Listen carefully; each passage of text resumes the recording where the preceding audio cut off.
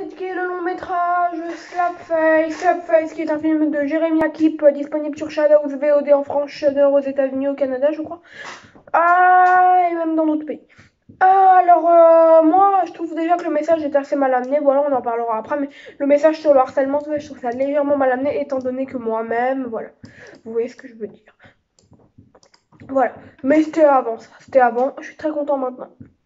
Voilà, donc étant donné que je m'y connais un peu en la matière, on va dire que je trouve ça assez mal amené. Là, je vous proposerai de commencer cette critique avec le jeu d'acteurs. Les acteurs, par contre, jouent bien. On a le petit Out Maturo, non, je rigole, il s'appelle Auguste Maturo, Mike Manning, Lib Barrer. Qui se souvient de Lib Barrer? De Lib Barrer? Qui se souvient d'elle? Franchement, entre nous, qui se souvient d'elle? Moi. Elle a joué dans ICU, je m'en suis rappelé. J'ai vu son visage, je me suis dit, j'ai vu quelque part, et j'ai eu raison.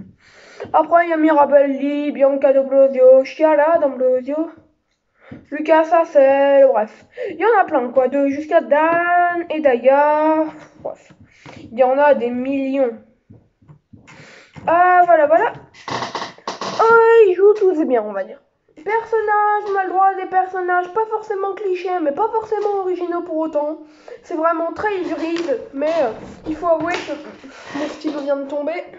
Mais il faut avouer que les personnages ne vont jamais loin. Voilà. Scénario, les dialogues sont, comment dire, légèrement teintés de foutraque en fait.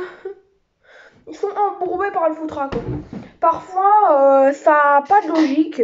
Et puis, justement, tiens, les dialogues essayent de se désembourber du classicisme, mais ça ne marche pas, parce que ça les rend soit illogiques, soit plus classiques.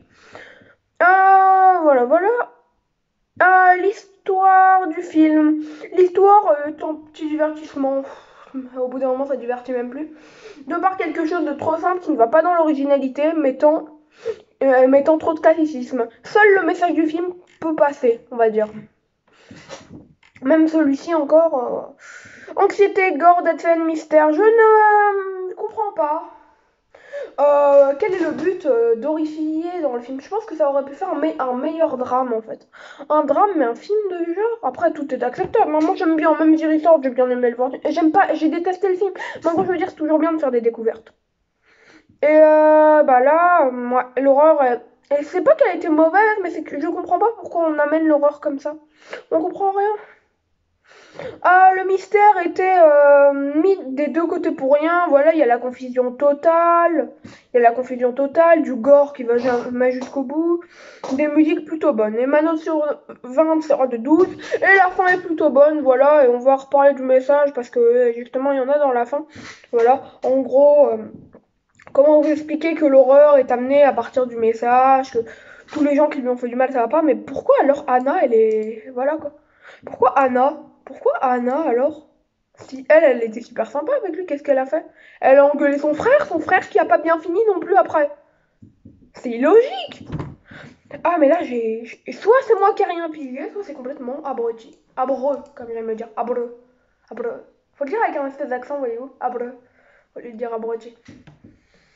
Voilà, j'oserais vous dire que c'était Mort Omega, j'oserais vous dire que Slapface. Ciao, c'était Mort Omega, prenez soin de vous. Et pour une fois, Shadow vous a pas trop pris soin de moi, on verra après. Hein.